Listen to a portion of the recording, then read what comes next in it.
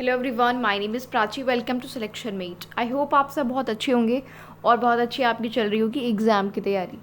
तो अब आप सभी लोग आप एग्ज़ाम के लिए अच्छे से तैयार हो जाइए। पूरी तैयारी को अपना जो है 100% देना शुरू कर दीजिए, क्योंकि आप सभी जानते हो कि नया शिक्षा सेवा चयन आयोग जो है उत्तर प्रदेश में बन चुका है, जो कि टीचिंग के कोई सा भी डिपार्टमेंट हो उसमें जो टीचिंग के एग्ज़ाम्स है वो करवाएगा।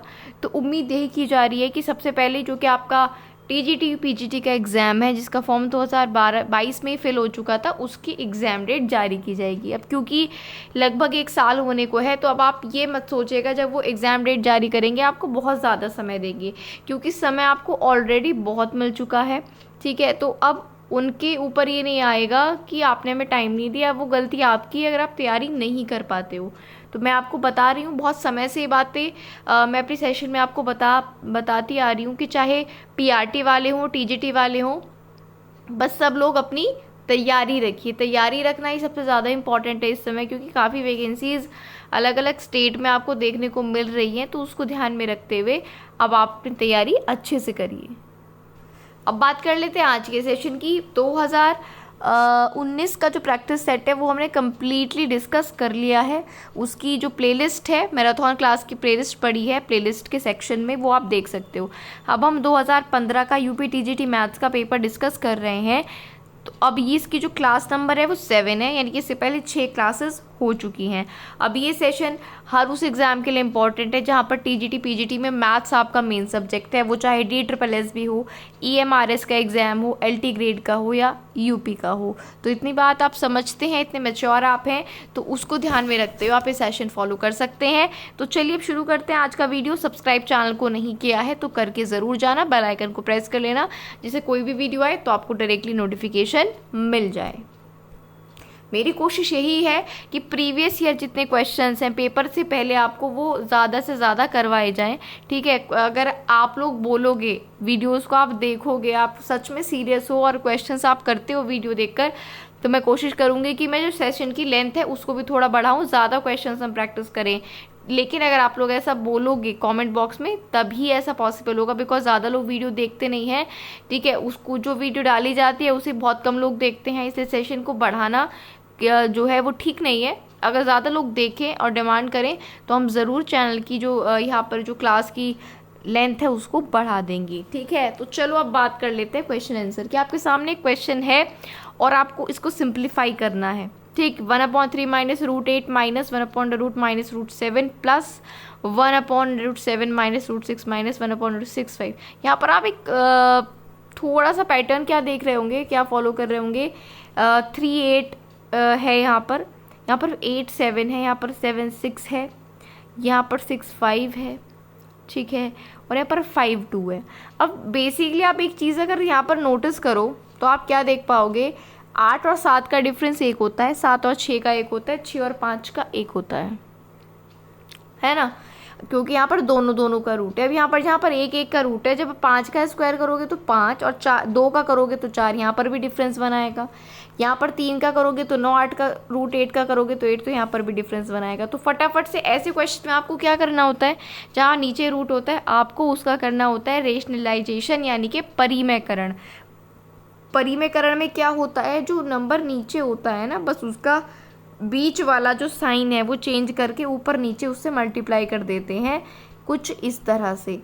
ठीक है, ये होता है रेशनलाइजेशन करना। समझ गए। मान लीजिए यहाँ पर क्या है, पहला वाला क्या है 1/3 माइनस √8, तो ये वाला साइन कर दो प्लस, तो 3 प्लस √8/3 प्लस √8 से ऊपर नीचे मल्टीप्लाई कर देते हैं, तो नीचे वाला √√ हट जाता है, वो ऊपर आ जाता है। यहाँ पर ये क्वेश्चन थोड़ा सा ब्लर है, प्लीज़ एडजस्ट कर लीजिएगा। अब देखो, जो मैंने आपको बताया है रेशनलाइजेशन करना, वो आपको आता होगा, आना भी चाहिए, और नहीं आता है कमेंट कर देना। मैं जो भी क्वेश्चन आपको समझाती हूँ उसमें मैं ये बोलती हूँ, और ना भी बोलूँ तो आप ध्यान रखना कि अगर कोई पर्टिकुलर पॉइंट, पर्टिकुलर टॉपिक आपको क्लियर नहीं है तो आप कमेंट कर सकते हो। उसके लिए मैं एक छोटा सा अलग से वीडियो बनाकर डाल दूँगी। आप लोग कमेंट करते नहीं हो तो मैं ये समझूंगी कि आपको सब चीज़ें क्लियर हो रही हैं। अब परिमेयकरण करना, इसका रेशनलाइजेशन करना फर्स्ट स्टेप था। सेकेंड स्टेप में क्या करा इन्होंने अब अगला स्टेप लिख दिया, वो जो लाइन मैंने लिख कर बताई है रेशनलाइजेशन करने वाली, उसको इन्होंने स्किप कर दिया है, डायरेक्ट लिखा है। अब देखो इसका रेशनलाइजेशन करेंगे तो ऊपर 3+√8 आएगा, इन्होंने वही लिख दिया, और नीचे करेंगे 3 का स्क्वायर 9 और 8 का करेंगे तो आ जाएगा क्या 8 का √8 का तो 8, तो यहाँ आ जाएगा 9 - 8, तो इन्होंने वैसे ही लिखा है। वैसे यहाँ पर ये आ जाएगा, यहाँ पर ये, यहाँ पर ये, हम नीचे ये सब जगह क्या बन चुका है 1 बन चुका है, आप देख पा रहे हो। ठीक है, नीचे क्या बन गया है 1 बन गया है, तो यहाँ पर अब ये आ जाएगा, ऊपर ये सारी टर्म्स बच जाएंगी। अब देखो ये इससे कैंसिल, ये इससे, ये इससे, ये इससे, तो 3 और 2 5, इसका आंसर आ जाएगा। लेकिन आप तभी कर पाओगे इसको जब आप क्वेश्चन देखते हैं, आपको ऑब्जर्वेशन ये हो जाए कि इसका क्या करना है, परिमेयकरण करना है, इसका रेशनलाइजेशन करना है। चलो आगे बढ़ते हैं नेक्स्ट क्वेश्चन नंबर 52 पर। समीकरण आपको एक गिवन है और इसका हल यानी कि सॉल्यूशन आपको निकालना है। देखिए अगर आप टीजीटी एग्ज़ाम की कहीं से भी तैयारी कर रहे हो, ये चलो अभी इस बात को थोड़ा होल्ड करते हैं, वीडियो के एंड तक आप मुझे उम्मीद है बने रहेंगे तो थोड़ा इसके एग्ज़ाम के बारे में डिस्कशन हम ज़रूर करेंगे कि आप तैयारी कैसे कर रहे हो, कैसे नहीं कर रहे हो। 52 में फिर से आपको एक मैट्रिक्स की फॉर्म में ये क्वेश्चन गिवन है, इक्वेशन, और इसको हमें सॉल्व करना है। देखो सीधे सीधे ये इक्वेशन क्या बनती है, जब इस तरह से इस फॉर्म में आपको इक्वेशन दी है तो ये क्या बनेगी सीधे सीधे। देखो ये पहली वाली इक्वेशन है पूरी x की फॉर्म में, ठीक है, दूसरी y की फॉर्म में, और तीसरा क्या होता है ऐसे होता है। देखो इसे 2 1 - 3 इसका मतलब है इसका मतलब है 2x - y + 3z = 9। ये इक्वेशंस ऐसे बनेगी, यानी कि 2x फिर -1 इसके साथ, फिर 3z इसके साथ = 9। वैसे दूसरी बनेगी x + y + z = 6, क्योंकि 1 1 1 है। फिर ये बनेगी x - y + z = 2। अब या तो आप ये तीनों इक्वेशंस इस तरह से बना के इसको सॉल्व कर लो, समझ रहे हो, या तो आप इसको इस तरह जैसे मैंने भी इक्वेशन बताई है तो 3 इक्वेशंस आपकी बन जाएंगी, ऐसे सॉल्व कर लो, या फिर कैसे करो जैसे इस क्वेश्चन में किया गया है। इन्होंने क्या किया, एक्स वाई जेड को थोड़ा स्किप कर दिया और इसको थोड़ा सॉल्व किया जिससे कुछ चीज़ें रिड्यूस हो जाएं, कम हो जाएं। तो इन्होंने एक्स वाई जेड हटाकर ये ले लिया। इक्वलेंट में तो वैसे भी यही आना है 9 6 और 2। अब इन्होंने इसमें रो ऑपरेशन लगाया, रो ऑपरेशन कॉलम ऑपरेशन। मुझे उम्मीद है आपने इतना मैट्रिक्स तो पढ़ा है, अब नहीं पढ़ा तो पहले का भी ध्यान होगा कि रो ऑपरेशन या कॉलम ऑपरेशन हम कैसे लगाते हैं। देखो रो का मतलब होता है ये लाइन और कॉलम का मतलब होता है ऐसे स्तंभ जिसको हम बोलते हैं। ठीक, अब देखो रो 3 में इन्होंने ऑपरेशन लगाया है क्या, R2 - R3, 2 में से 3 को माइनस किया है।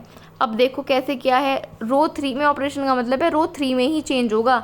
तो रो 3 में क्या चेंज होगा, R2 - I1, 1 में से 1 गया 0, 1 में से -1 गया तो +1 हो जाएगा 2, 1 में से 1 गया 0, 6 में से 2 गया 4। तो ये लग गया ऑपरेशन कहाँ पर, रो 2 में लग गया। अब इन्होंने रो 1 में क्या किया है, रो 1 में इन्होंने लगाया है 1 - 2, तो 1 - 2 करके ये आ जाएगा। क्लियर है, अब थोड़ा ही छोटा रिड्यूस होता जाएगा। 1 2 और 3, फिर रो 2 बची थी, रो 2 में भी इन्होंने ऑपरेशन लगा दिया, R2 - R1, इसमें से इसको माइनस कर दिया, इसमें से इसको, इसमें से इसको, इसमें से इसको। अब इन्होंने तीनों रोज में लगा दी ऑपरेशन। देखो कितना छोटा ये क्या हो गया, रेड्यूस हो चुका है। अब आप चाहो तो यहीं से एक्स वाई जेड की फॉर्म इसकी बना लो, या चाहो कि और रिड्यूस करना है आपको तो इसको और रिड्यूस कर लो। इन्होंने अगले ऑपरेशन में क्या किया है आप देख सकते हो, इन्होंने रो 2 में ऑपरेशन लगाया है और क्या किया है, रो 2 को 3 से डिवाइड किया। देखो रो 2 ये है, यहाँ पर भी 3 है, यहाँ पर भी, तो 1 हो जाएगा ना 3 से डिवाइड करेंगे तो। हालांकि यहाँ पर -1/3 बचेगा लेकिन 2 जगह 1 हो जाएगा। तो वही इन्होंने रो 2 में किया है और रो 3 में भी ऐसे किया है, 2 से डिवाइड किया है, जिससे इक्वेशन और ईजी और छोटी हो जाए। ठीक है, अब ये बन गई फाइनल इक्वेशन। अब ये आसान हो गई है ना, इसको इन्होंने क्या किया, जैसे सॉल्व करके हम आसान बना लेते हैं ना ईजी, तो वो कर लिया इन्होंने, पहली इक्वेशन, दूसरी और तीसरी। अब तीसरी से साफ साफ z की वैल्यू क्या आ रही है 3, तो ये वैल्यू इसमें रख दो, y की आ जाएगी, y की क्या आएगी 2, और ये y और z की 1 में रख दो तो x की आ जाएगी। तो x की वैल्यू आई 1, y की आई 2 और z की आई 3। ये क्वेश्चन भी मुझे उम्मीद है आपको क्लियर होगा। एक चीज़ और हर सेशन में आपके मैं बोलती हूँ, तभी मैथ्स या रीजनिंग में आपको बताती हूँ, आप हमेशा पेन और पेपर लेके बैठें जब भी आप मैथ को का सेशन देखने बैठते हैं। या तो आप 2 तरीके हैं, आप साथ साथ सॉल्व करिए, मेरे वीडियो को आप कभी भी पॉज कर सकते हो, रिकॉर्डेड वीडियो है, या फिर पूरा एक बार सेशन देख लो और फिर जो क्वेश्चन है उनको अपने आप लगाओ। आप देखना आप बहुत अच्छा परफॉर्म करोगे, आपको चीज़ों में क्लैरिटी होगी। देखो कितना भी इजी क्वेश्चन है, कितना भी टफ क्वेश्चन, जब तक आप पेन से उसको सॉल्व नहीं कर लेते ना वो आपको नहीं क्लियर होगा। हम जब देखते हैं हमें लगता है कि हाँ XYZ की वैल्यू ऐसे निकल गई, लेकिन जब उसको सॉल्व करते हैं तो वो अलग तरीका होता है। तो हर क्वेश्चन को मैं आपसे ही बोलूँगी आप सॉल्व ज़रूर किया करो, चाहे कहीं से भी आप देखते हो या पढ़ते हो। अब आ जाते हैं, हमें एक गिवन है इक्वेशन ऑफ सर्कल यानी कि वृत्त का समीकरण ax² + 2a - 3y² - 4x - 1 = 0। It's a equation of circle. अब इस इक्वेशन ऑफ सर्कल की हेल्प से हमें इसका केंद्र बताना है, सर्कल का केंद्र, सर्कल का सेंटर कैसे होगा। हम हमेशा क्या करते हैं, वृत्त के समीकरण में जब हमें दिया होता है तो वृत्त का जो स्टैंडर्ड इक्वेशन है, वास्तविक समीकरण है, उससे कंपेयर करते हैं। अब हमें क्या चाहिए, केंद्र। तो पहले पता होना चाहिए कि वृत्त का केंद्र क्या होता है। वृत्त का केंद्र -G, -F होता है, यानी G और F की वैल्यू में चाहिए। तो वो हम कैसे निकालेंगे, इस गिवन इक्वेशन को स्टैंडर्ड इक्वेशन से कंपेयर करके GF की वैल्यू आ जाती है और हम -G -F में रख देते हैं। तो केंद्र याद रखना वृत्त का क्या होता है, -G, -F। ठीक। अब लेकिन आप इस क्वेश्चन में क्या देख पा रहे हो कि a लिखा हुआ है दो जगह पर, ax² 2a - 3। दैट मीन्स के हमें पहले a की वैल्यू चाहिए होगी, देन हम इसको कंपेयर करेंगे स्टैंडर्ड इक्वेशन से। तो चलो आ जाते हैं क्वेश्चन के सॉल्यूशन पर। अब इन्होंने सबसे पहले तो देखो वृत्त की जो स्टैंडर्ड इक्वेशन होती है उसमें x² का कोई कॉफिशिएंट नहीं होता, x² का कॉफिशिएंट 1 होना चाहिए। तो हमने वही किया, a से इस पूरी इक्वेशन को डिवाइड कर दिया, जैसे कि आप यहाँ पर देख सकते हो a से पूरी इक्वेशन को डिवाइड कर दिया। अब मुझे उम्मीद है इतना आप कर सकते हो। अब वृत्त के लिए कंडीशन होती है कि coefficient of x² is equal to coefficient of y² होता है, यानी कि x² का गुणांक बराबर होता है y² के गुणांक के। अब x का गुणांक कितना है यहाँ पर 1, y² का गुणांक कितना है 2 - 3/a। इसको कंपेयर करो। एक तो यहाँ से क्या क्यों किया हमने ये, क्योंकि हमें a की वैल्यू चाहिए थी। अब a की वैल्यू आ गई है, ऐसा कंपेयर करने पर थी। कंडीशन याद रखना, वृत्त में हमेशा x² का गुणांक बराबर होना चाहिए y² के गुणांक के। तो वो करके हमने a की वैल्यू निकाल ली 3। अब आप देख रहे हो है ना, क्योंकि ये स्टैंडर्ड इक्वेशन अब आपके सामने आ चुकी है। ये बहुत इंपॉर्टेंट इक्वेशन है। बहुत सारे मतलब मैं आपको बताऊं 4 से 5 क्वेश्चंस आपकी इससे हो सकते हैं एग्जाम में, इसको नोट कर लेना कहीं पर, इंपॉर्टेंट है। क्या है वृत्त की एक्चुअल समीकरण, x² + y² + 2gx + 2fy + c = 0। फिर से बोल रही हूँ, लिख भी रही हूँ, x² + y² + 2gx + 2fy + c = 0। यहाँ पर आप देख रहे हो ना x और y का गुणांक कितना है 1, यानी कि क्या है बराबर, इसीलिए वो कंडीशन लगाई थी।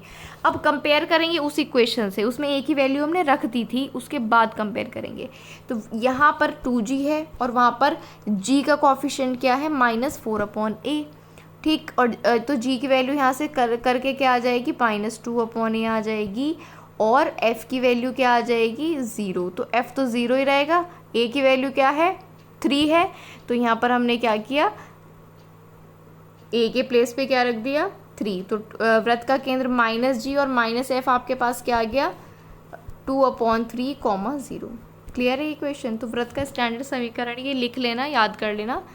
नेक्स्ट क्वेश्चन पर बढ़ते हैं, क्वेश्चन नंबर 54। यदि sine theta plus cosec theta की वैल्यू 2 हो तो साइन की पावर 8 थीटा प्लस कॉसेक की पावर 8 थीटा की वैल्यू क्या होगी, ये आपको बताना है। ठीक, देखो इसको कैसे करेंगे। आप क्या करो, sine theta plus cosec theta बराबर कितना है 2, ये कॉसेक थीटा आपको गिवन है। आप क्या करो, आप जो इक्वेशन पूछी है वही लेना, डायरेक्टली उससे सॉल्व करना हम शुरू करते हैं। और हमने क्या लिखा इसको, साइन की power 8 theta plus cosec 8 theta को हमने लिखा साइन की पावर 4 थीटा प्लस कॉसेक की पावर 4 थीटा का होल स्क्वायर -2। जब आप होल स्क्वायर करोगे ना इसका, तो +2 और एक्स्ट्रा आएगा इस इक्वेशन से, जो ये पूरी टर्म में, तो वो +2 जो एक्स्ट्रा आएगा उसका -2 हमने यहाँ पर कर दिया है। समझ आई इतनी बात आपको, क्लियर है। ठीक, अब ये साइन 4 थीटा का प्लस कॉसेक 4 थीटा का जो होल स्क्वायर आप निकाल के देख सकते हो a + b के होल स्क्वायर से। देखो क्या आएगा, sine 8 theta plus cosec 8 theta plus 2 sine 4 theta cosec 4 theta, ठीक, इस तरह से आएगा। अब देखो आगे क्या होगा, साइन 8 और कॉसेक 8 को साइन 4 की फॉर्म में तोड़ा। अब साइन 4 और कॉसेक 4 को हम किसकी फॉर्म में तोड़ेंगे, किसकी फॉर्म में तोड़ेंगे, sine square theta plus cosec square theta का स्क्वायर। तो फिर यहाँ पर एक एक्स्ट्रा +2 आ जाएगा, तो वो जो उसका -2 है वो यहाँ पर कर दिया और ये वाला -2 यहाँ पर आ गया। अब स्क्वायर को फिर सिंगल में तोड़ दिया हमने, साइन थीटा प्लस कॉसेक का स्क्वायर, तो एक इसका -2 और ये वाला -2 और ये वाला -2। अब sine theta plus cosec theta की वैल्यू हमें पता है, क्या है वैल्यू इसकी, 2। तो यहाँ पर रख देंगे 2 का स्क्वायर -2 ये, इसको सॉल्व करेंगे वैल्यू आ जाएगी 2। अब इस क्वेश्चन में क्या है, इस क्वेश्चन में ये है कि जब तक आप खुद से सॉल्व नहीं करोगे आपको नहीं पता चलेगा कि कैसे किया है, आपको बिल्कुल भी नहीं पता चलेगा कि कैसे किया है। अब देखो ये मैं इसका स्क्वायर खोला था, क्या आया था, +2 एक्स्ट्रा आया था, इसलिए ये -2 हमने ऐड कर दिया, वैसे ही इनमें आएगा।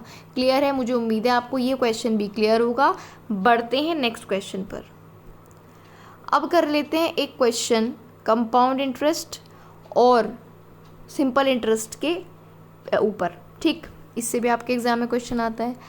1250 रुपये हैं आपके पास, ठीक, इस पर 8% का वार्षिक ब्याज लग रहा है 2 वर्ष के लिए, है ना। तो इन्होंने CI और SI का डिफरेंस पूछा है 2 साल के लिए, तो ये कैसे होगा। यहाँ पर क्या क्या गिवन है आपको, मूलधन गिवन है, P की वैल्यू गिवन है 1250, R की वैल्यू रेट ऑफ इंटरेस्ट है 8% और टाइम कितना है 2 वर्ष। तो देखो इसको कैसे सॉल्व करेंगे।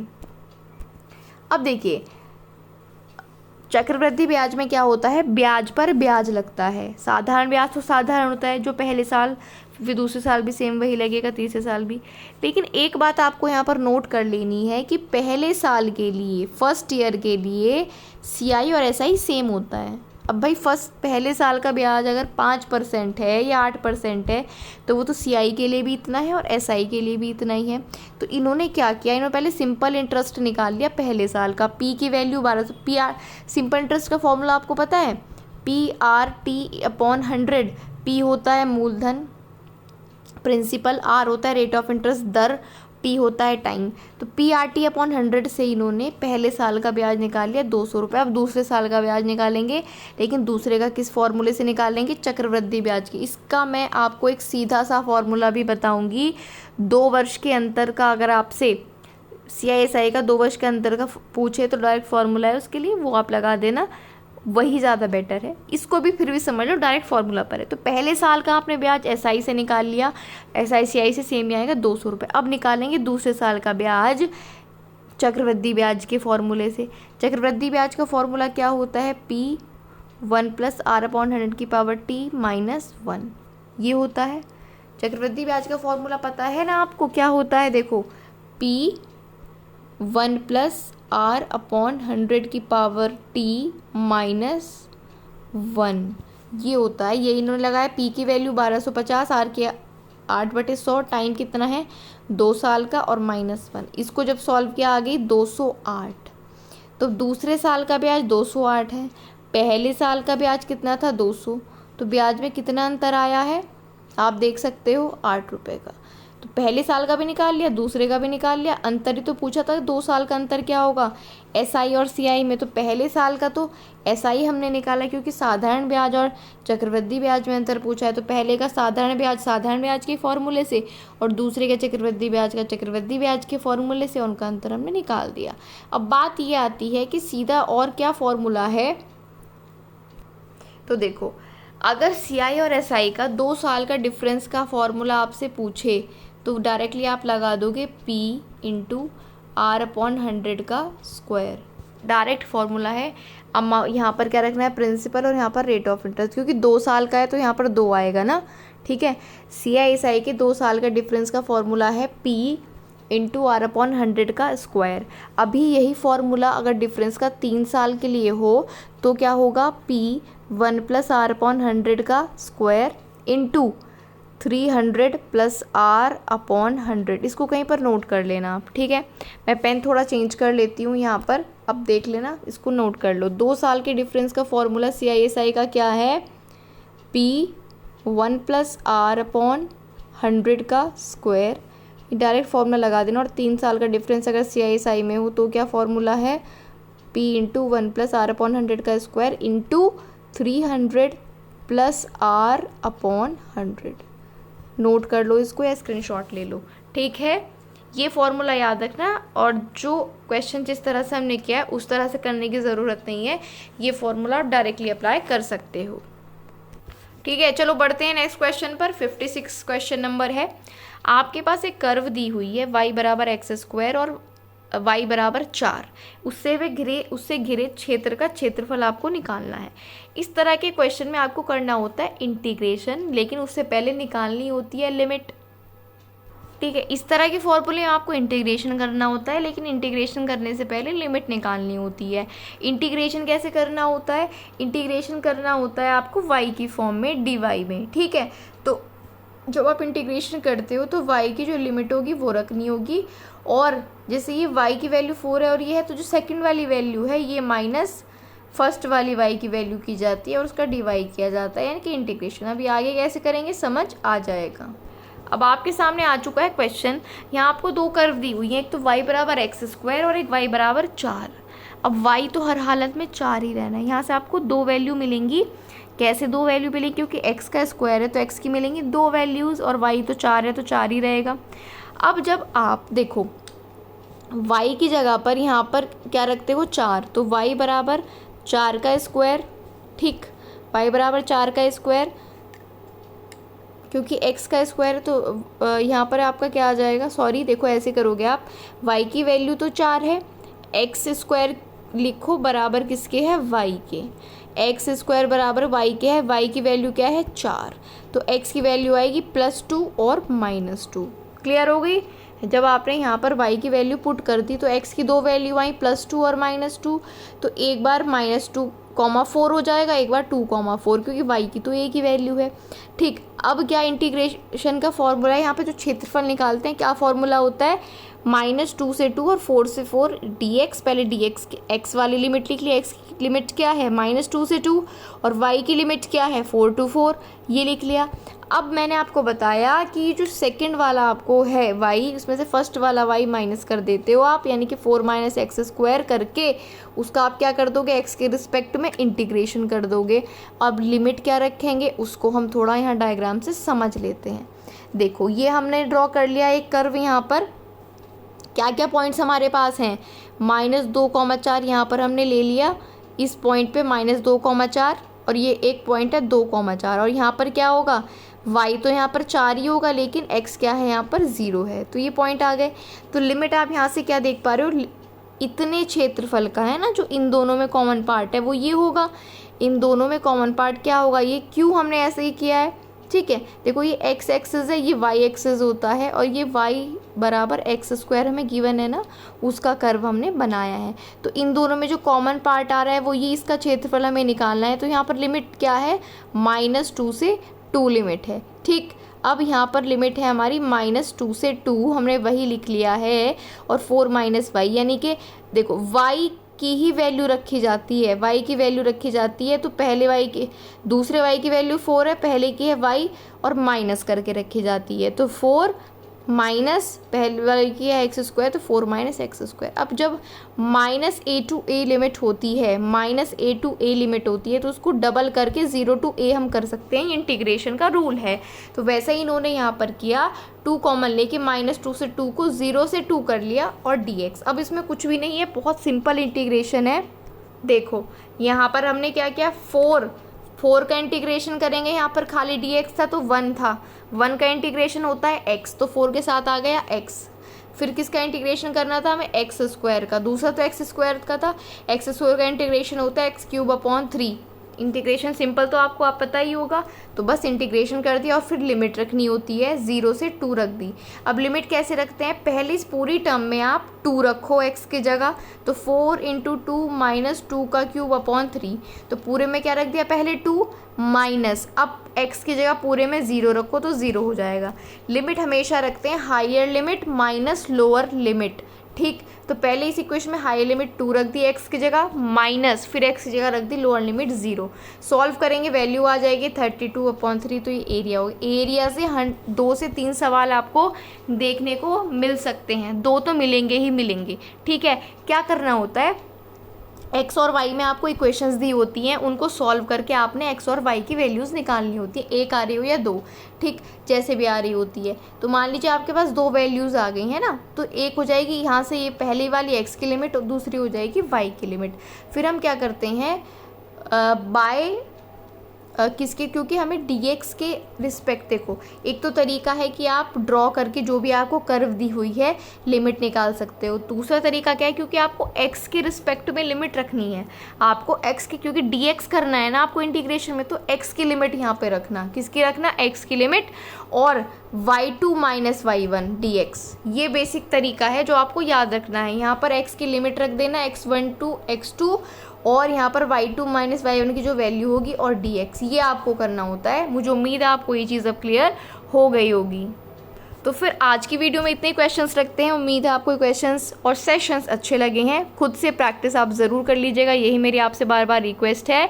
सिलेक्शन के लिए प्रीवियस ईयर क्वेश्चंस बहुत ज़्यादा इंपॉर्टेंट होते हैं। जब आप इस बात को समझ लोगे ना, उसी दिन से आपका बहुत चीज़ें जो हैं अच्छी होने लगेंगी। और तो 2019 का कंप्लीट पेपर करवा दिया है, प्लेलिस्ट में पढ़ा है, आप चाहे तो देख सकते हो। सेशन अगर अच्छा लगा है तो लाइक कर देना, और सब्सक्राइब अभी तक नहीं किया है चैनल को सब्सक्राइब करके बेल आइकन को प्रेस कर लो, और जिससे आपको जो भी वीडियो आती है चैनल पर उसकी नोटिफिकेशन मिल जाए। और जाने से पहले अपने ग्रुप्स में जो भी आपके स्टडी ग्रुप्स हैं, इस वीडियो के लिंक को आप शेयर ज़रूर कर दीजिएगा, जिससे ज़्यादा लोगों तक ये वीडियो पहुँचे और हम ज़्यादा वीडियोस आपके लिए और भी लेकर आएँ। मैंने एक बात बोली थी कि थोड़ा सा बाद में डिस्कशन करेंगे एग्ज़ाम के बारे में, तो सीधा सा सिंपल सा एक डिस्कशन है इस बात में। देखिए, वैकेंसी कब आएगी या एग्ज़ाम कब होगा, ये सवाल रहता है जो एस्पिरेंट बहुत टाइम से तैयारी कर रहे हैं। कोई प्रॉब्लम नहीं है, लेकिन तैयारी मत छोड़िए आप, ठीक है। ये भी देखते रहिए किसका नोटिफिकेशन आ रहा है, किसका नहीं आ रहा है, लेकिन तैयारी मत छोड़िए, सिर्फ उसी चक्कर में मत लगे रहिए। बहुत जल्द आपको TGT BGT के एग्ज़ाम की डेट देखने को मिल सकती है, क्योंकि फॉर्म नहीं भरना आपको, फॉर्म भरा जाएगा, फिर एग्ज़ाम डेट आएगी, फॉर्म फिल हो चुका है आपका, और एग्ज़ाम की तैयारी में लग जाइए, क्योंकि बहुत ज़्यादा वैकेंसी TGT BGT में है नहीं। तो जिनकी तैयारी अब तक कंप्लीट हो चुकी होगी, या जो अब से भी अपना बहुत ज़्यादा अच्छे से टाइम देकर तैयारी करना शुरू कर देंगे, उन्हीं का सिलेक्शन होगा। ये सच है, कड़वा है लेकिन सच है। तो तैयारी अपनी कर दीजिए शुरू, अगर अभी तक नहीं करी है तो। बाकी आपकी मर्ज़ी है, ये मुझे बताना अब मेरा काम है आप लोगों को।